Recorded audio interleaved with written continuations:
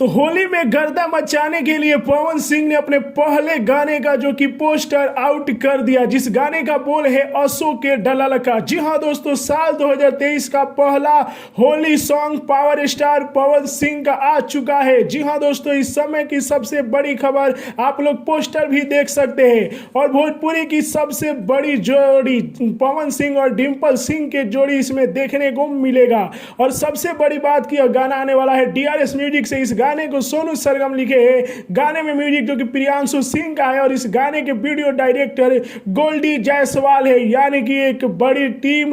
और DRS पर ही हरी हरी ओढ़नी आया था जो कि पूरे वर्ल्ड में बजा। जी हाँ दोस्तों, तो उसके बाद आ रहा है अशोक के डलाल का, जो कि पावर स्टार पवन सिंह का साल 2023 का पहला होली गाना है। जी हाँ दोस्तों, देख सकते हैं कि पवन सिंह और डिम्पल सिंह जो कि एक दूसरे से चिपके हुए हैं और लाजवाब पोस्टर लग रहा है। तो क्या लगता है कि यह गाना एक दिन में कितना मिलियन व्यूज प्राप्त करेगा और कितना बड़ा रिकॉर्ड बनाएगा, कमेंट में बताइएगा। वीडियो को लाइक कीजिए, शेयर कीजिए, ताकि जितने भी पावर स्टार पवन सिंह के फैन हैं सबको यह जानकारी मिल जाए और एक बड़ा तबाही और बड़ा रिकॉर्ड बनाने के लिए तैयार हो जाए। जय हिंद।